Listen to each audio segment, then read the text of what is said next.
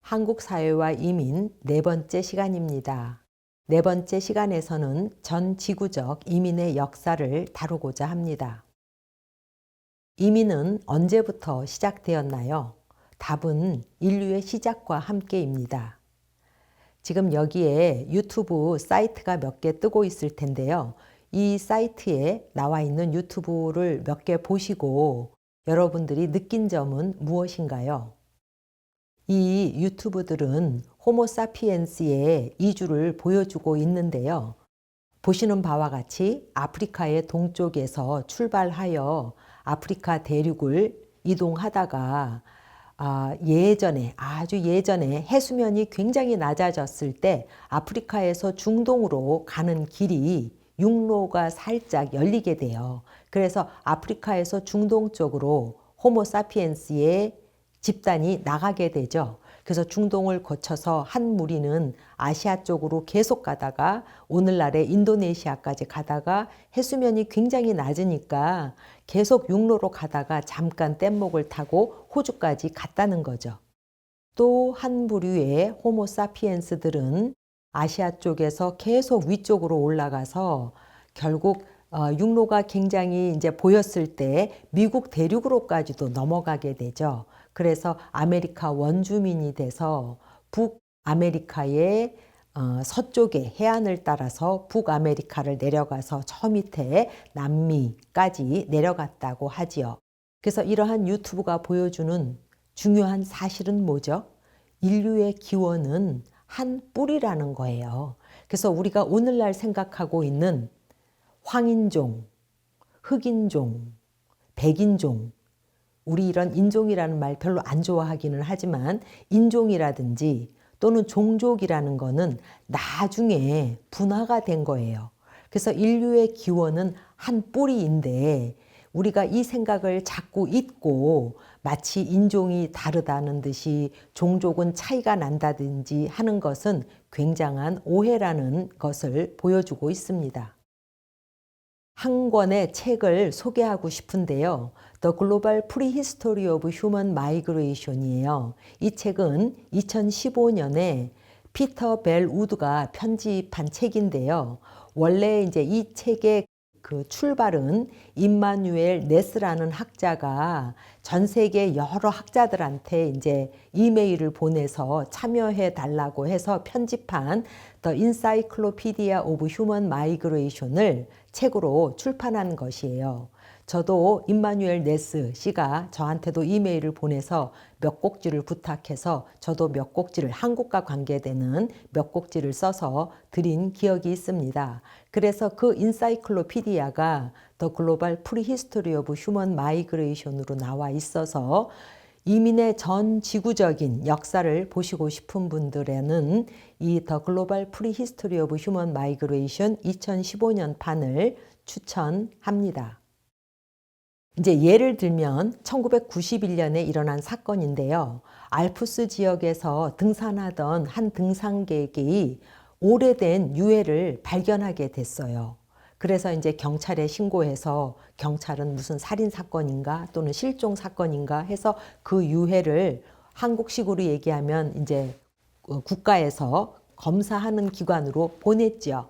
그런데 추후 이 유해는 BC 3300년 또는 3150년이니까 지금으로 치면 거의 5000년 전에 사람임이 밝혀져요. 그 유해는 현재 이탈리아 볼차노의 고고학 박물관에 보존되어 있다고 해요. 그런데 이 유해, 그 다음에 이 유해, 물론 뭐 주변에 있던 도구라든지 또는 뭐 어떤 씨앗이라든지 이런 거를 가지고 생물학적, 고고학적 분석을 통해서 이 유해는 구석기 시대의 사람이 알프스 지역의 여러 곳을 이렇게 이주했는지를 이제 분석한 그런 결과가 이렇게 전시되어 있다고 해요. 그래서 밝혀진 사실은 이 사람은 당시 알프스의 여러 지역을 다니다가 그 산맥을 넘다가 사망했고, 그런데 빙하 속에 묻혀 있어서 5,000년이 보존이 된 거지요. 그러다가 지구 온난화 현상으로 1991년에 발견된 것이지요. 그래서 이렇게 고고학이라든지 뭐 이런 자료를 통해서 예전부터의 이주에 대한 것들이 이제 밝혀지고 있지요. 자, 이제 두 번째 질문은 이주가 이민으로 바뀐 시기는 언제라고 생각하세요? 이주가 이민으로 바뀌었다? 무슨 말이죠? 이주 하면 국내 이주, 국제 이주 다 포함하는 말이고요. 이민 하면 국경을 넘는 거죠. 그러므로 이 질문을 다른 말로 바꾸면 국경이라든지 또는 국가가 언제 생겼느냐라는 질문인 거죠. 예, 국가 또는 국경이 언제부터 생겼을까요? 서양에서는 근대 국가의 시작을 미국 혁명 또는 프랑스 혁명으로 보고 있어요. 제가 이때 서양에서는 이라고 얘기를 해요. 이 말은 굉장히 중요해요. 즉, 서양과 동양은 근대라는 말이 굉장히 달라요. 그러면 이 근대라는 말은 영어로는 모던이에요. 네. 근데 한국어로 얘기할 때는 근대 하면 현대보다는 조금 전인 것 같은데, 그러니까 근대, 현대 다 합해서 모던이라고 생각하시면 돼요. 서양에서는 근대 국가 또는 근대라는 개념이 미국 혁명 그러면 1775년에 시작해서 1783년에 영국으로부터 독립한 사건이니까 18세기 후반, 프랑스 혁명 1789년 역시 18세기 후반이라고 보시면 돼요. 사회적으로는 신분제도가 무너지고 계급제도로 바뀐 시점이에요. 그러므로 가장 대표적인 게 프랑스 혁명이죠. 프랑스 혁명은 왕정을 끝내고 공화정으로 넘어갔던 시기니까요.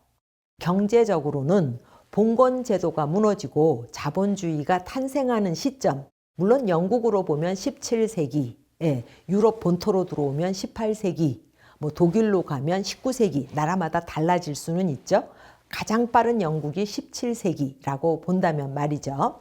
철학과 문화적으로는 종교 중심의 생각에서 벗어나 인간 중심으로 변한 르네상스 또는 종교개혁, 가장 대표적으로는 16세기 루터의 종교개혁 시기를 얘기하기도 해요. 아까도 말씀드렸지만 유럽의 모던, 근대와 아시아, 중국 또는 한국의 근대가 시기가 같을까요? 다를까요? 서양에서는 이 시기가 딱딱 떨어져요. 서양에서 분류를 먼저 했기 때문이겠죠. 그래서 고대, 그리스 로마 시대, 중세, 장원이 있었던 시대, 모던, 프랑스 혁명 이후 이렇게 딱딱 떨어져요. 그런데 아시아에서는 고대는 있어요. 언제부터 우리가 아시아를 모던이라고 볼까요? 요게 조금 모호해요. 계속 한번 살펴보기로 해요. 전 지구적 이민의 변화는 가장 먼저의 그거는 대륙간 이주죠. 그래서 아프리카로부터 나와서 중동으로 해서 아시아, 유럽으로 가는 대륙간 이주. 그 다음 신대륙으로의 이민, 즉 유럽 사람들이 어마어마한 규모로 미국이라든지 호주, 뉴질랜드 또는 남미로 가는 이민. 최근에 제3세계 사람들이 미국, 호주, 뉴질랜드 등 또는 유럽으로 가는 이민, 커다랗게 세 가지로 나눌 수 있죠. 대륙간 이주는 이때는 아직 국가가 아니니까 우리가 이민이라는 말을 좀 쓰기 어렵죠. 대륙간 이주는 고대에 있었던 일이에요. 그래서 아프리카에서 나와서 아시아로 또는 호주로 간다든지 아프리카에서 나와서 유라시아, 유럽으로 간다든지 그러므로 대륙간 이주에서 가장 중요한 사건은 아웃 오브 아프리카 사건이겠죠. 어떠한 계기로 인해서 아프리카 대륙을 벗어나게 되는 사건이 중요한 사건이에요. 신대륙으로의 이민은 신대륙 발견 이후 식민주의가 생기게 되고 제국주의가 생기게 되면서 유럽인이 대량으로 이민하게 되고 노예 이민이 또 대량으로 이민하게 되죠. 최근에는 제3세계 사람들이 선진국으로 가는 이민, 주로 제2차 대전 이후거나 1960년대 이후 아프리카 사람들이 유럽으로 간다든지 아시아 사람들이 미국으로 간다든지 하는 남북 이민이 열리고 있지요. 그런데 아까 대륙간 이주에서 제일 중요한 사건은 아웃 오브 아프리카. 그런데 전체 세계의 이민을 다 봤을 때 전지구적 이민에서 가장 그 이민의 변화에 영향을 끼친 가장 중요한 역사적 사건은 무엇이라고 생각하세요? 저는 물론 사람마다 여러 가지 다르게 얘기할 수도 있겠지만 저는 콜럼버스의 신대륙 발견이 이민의 역사에 또는 이민의 역사를 변화시킨 가장 큰 사건이라고 생각을 해요. 여러분들 콜럼버스 다 들어보셨죠? 콜럼버스의 신대륙 발견은 몇 년의 사건이죠? 1492년 15세기 말의 사건이네요. 콜럼버스가 서쪽으로 간 이유는 무엇일까요? 콜럼버스는 왜 서쪽으로 갔을까요? 잠깐 여기서 콜럼버스 어느 나라 사람이죠? 맞아요. 이탈리아 사람이에요. 이탈리아 사람이에요. 그런데 스페인에서 지원을 받아서 스페인에서 출발했겠죠? 어디로 가요? 서쪽으로 가요. 그럼 스페인에서 서쪽으로 가면 어디예요? 대서양을 건넜다는 얘기예요. 여러분들 혹시 콜럼버스가 굉장히 좋아했던 사람 또는 굉장히 좋아했던 책이 마르코 폴로의 동방견문록이라는 거 아시나요? 마르코 폴로의 동방견문록 또는 마르코 폴로라는 사람은 13세기, 14세기 초반까지의 사람이에요. 1254년부터 1324년까지의 사람이거든요. 마르코 폴로의 동방견문록은 어떤 책이지요? 마르코 폴로라는 사람이 그 아버지와 삼촌, 아버지의 형제와 함께 어디에서 출발해요? 이탈리아 베네치아 사람이에요. 오늘날의 베니스에서 출발해서 중국의 원나라까지 갔어요. 그래서 중국의 원나라에서 거의 20년간 살다가 다시 베네치아로 돌아왔지요.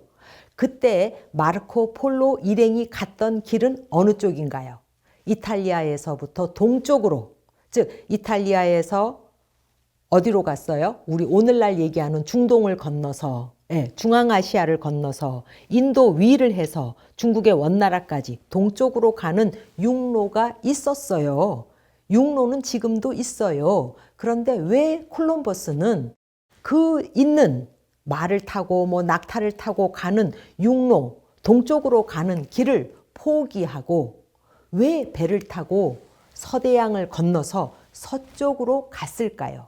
이거에 대한 여러분의 답은 무엇이죠? 혹시 맞춘 사람 있어요? 뭐라고 생각하세요?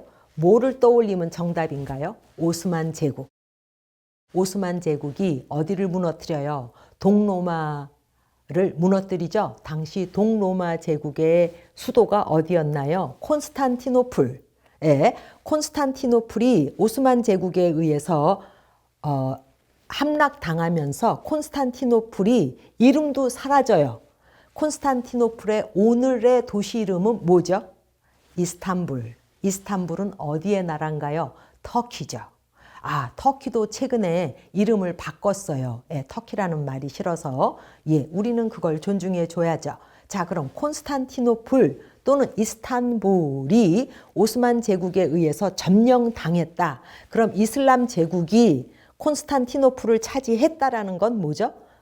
지중해에 있는 나라들, 소위 이탈리아라든지 유럽의 사람들이 그동안 중국으로부터 또는 인도로부터 물건을 가져갔던 길이 오스만 제국에 의해서 막혔다는 것을 얘기하죠.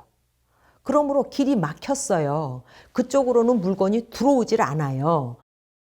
우리가 방금 얘기한 콜럼버스는 상인이에요. 그래서 콜럼버스는 콘스탄티노플이 함락되고 나서 거의 40년, 39년 후에 여기저기 왕들을 찾아가면서 내가 동쪽 길이 막혔으니까 서쪽 길을 낼 수 있다, 찾을 수 있다, 나를 지원해 달라, 나한테 배와 사람들을 주면 내가 서쪽으로 가서 중국이라든지 또는 원래의 목적지는 인도였다고 하죠. 인도의 향료라든지 그런 물건들을 가지고 오겠소 라고 여러 왕들을 찾아갔다 그래요. 이탈리아 사람이니까 이탈리아의 왕을 제일 먼저 찾아갔을 거고요. 이탈리아 왕이 너무 가망이 없어 보여. 예전에 그 시기 15세기는 어떻게 생각했을까요? 육지로는 갈 수 있지만 바다로는 갈 수 없다. 바다를 멀리 나가면 절벽이 돼서 결국은 떨어져 죽는다라고 생각했던 시기에 콜럼버스는 지구가 둥글다. 바다로도 길이 있을 거다라고 믿었던 사람인 거지요. 그래서 이탈리아 왕도 안 된다. 독일의 왕도 안 된다. 프랑스의 왕도 안 된다. 스페인의 왕도 처음에는 안 된다 했어요. 근데 몇 번씩 찾아가니까 이제 스페인의 여왕이 승낙을 하지요. 그래서 콜럼버스한테 배하고 그 선원들을 지원해주고 인도에서부터 가져오는 물건을 50% 나누기로 했죠. 그래서 콜럼버스가 1492년에 어디에 도착했나요? 미국하고 쿠바 사이에 있는 버하마 제도에 도착했어요. 도착했을 때 콜럼버스는 이게 인도에 딸려 있는 어떤 섬이구나 라고 이제 생각을 한 거죠. 그래서 그 근처에 있는 또는 뭐 쿠바라든지 나중에 또 몇 차까지 할 때 남쪽에 있는 즉 오늘날의 중앙 아메리카 또는 남아메리카에서 발견된 원주민들을 인디안이라고 부르게 되죠. 왜냐하면 콜럼버스 일행은 거기가 인도라고 생각을 했거든요. 그러니까 차라리 오늘날은 남미 원주민이라고 부르는 사람들을 이제 인디안이라고 부른 거죠. 그래서 저는 전지구적 이민의 변화에 영향을 미친 가장 중요한 역사적 사건이 콜럼버스의 신대륙 발견이라고 이제 생각을 하는데요. 마르코 폴로가 간 그 경로하고 콜럼버스가 이제 신대륙을 간 경로하고를 비교해 보시면 굉장히 재미있으실 것 같아요. 그래서 콜럼버스의 그 신대륙 발견과 관련된 유튜브라든지 뭐 영화라든지 동영상 또는 마르코 폴로와 관계된 영화라든지 동영상을 찾아서 보시면 그 이제 신대륙 발견이라든지 이런 동양과 서양의 육로, 회로에 대한 여러 가지 정보가 있을 것입니다. 여러분들이 그 지도를 보시면 마르코 폴로 일행의 여행 경로를 잘 보여주고 있습니다. 이탈리아의 베네치아에서 그 출발해서 중동을 거쳐서 중앙아시아에서 중국의 원나라까지 갔죠. 당시 중국의 원나라 그 베이징이었는데요. 베이징에서 뭐 굉장히 오랫동안 머물렀고요. 마르코 폴로가 원나라 그 황제의 그로부터 이제 굉장히 사랑을 받아서 미얀마까지 현지 조사도 다녀왔다라고 이제 이렇게 쓰여진 글들도 있더라고요. 그래서 원나라의 베이징에서부터 시작해서 오늘날의 미얀마까지 갔다 오고요. 다시 이제 베이징으로 돌아왔는데 거의 뭐 20년 가까이 중국 원나라에 있다가 돌아올 때는 그 미얀마에서 이제 중국의 원나라 베이징으로 왔다가 항저우로 했다가 그 중국의 바닷길로 해서 동남아시아 뭐 인도 밑으로 와서 다시 중동으로 해서 이제 콘스탄티노플로 거쳐서 베네치아까지 오게 되지요. 이제 콜럼버스의 신대륙 발견을 이민의 전지구적 역사에 있어서 가장 중요하다라고 제가 이야기하는 이유는 콜럼버스의 신대륙 발견이 미친 영향이 너무 크기 때문이에요. 첫 번째 미친 영향은 콜럼버스가 신대륙을 발견했다는 그 사실 이후로 제국주의가 시작되고 식민주의가 시작이 돼요. 콜럼버스한테 배를 대고 선원을 댄 사람이 누구라 그랬죠? 스페인의 왕이라 그랬죠. 그래서 스페인의 이자벨라 여왕인데요. 여러분들 뭐 이자벨라 여왕에 대해서는 여러분이 인터넷 찾아보세요. 이자벨라 여왕은 스페인에서 정말 아주 유명한 여왕이에요. 그래서 콜럼버스의 신대륙 발견 이후 스페인이 여기에 투자를 했기 때문에 남아메리카 로부터 은이라든지 그 광산에 나오는 자원들을 다 스페인으로 가져갈 수 있어서 스페인의 시대가 열리게 돼요. 그래서 스페인 제국주의, 나중에 이제 네덜란드도 뛰어들고 영국도 뛰어들고 결국 영국과 스페인의 싸움에서 스페인이 졌죠. 그래서 영국의 제국주의 시대가 열리게 되죠. 그러한 제국주의 또는 식민주의와 더불어 유럽인의 신대륙 이민도 열리게 돼요. 그래서 여러분들 예전에 우리 중고등학교에서 배울 때는 1620년 17세기에 메이플라워 호를 타고 영국의 뉴잉글랜드의 그 이제 청교도들이 미국으로 이민 갔다 이런 얘기도 하고요. 영국, 독일, 이탈리아, 폴란드 등 유럽의 여러 나라에서 미국으로 이민을 가기도 하고 남미에 있는 브라질, 아르헨티나로 가기도 하고 우리 호주라고 부르는 오스트레일리아로도 가고 뉴질랜드 등으로 대량으로 아주 이민을 가게 되죠. 그때 유럽이 인구가 갑자기 증가해서 그러니까 남미로부터 이제 굉장히 많은 것이 가면서 제국주의가 되면서 자본주의가 열리면서 생산이 굉장히 많아지면서 유럽이 이제 갑자기 막 너무 잘 살게 되는 이제 그런 일들이 일어나게 되는 거죠. 그래서 18세기, 19세기를 거치면서 식민주의라든지 산업혁명을 배경으로 대규모 이민의 시대가 열린 것이죠. 신대륙 발견 이후 전지구적 이민의 증가를 이제 통계로 보여주는 사람이 있는데요.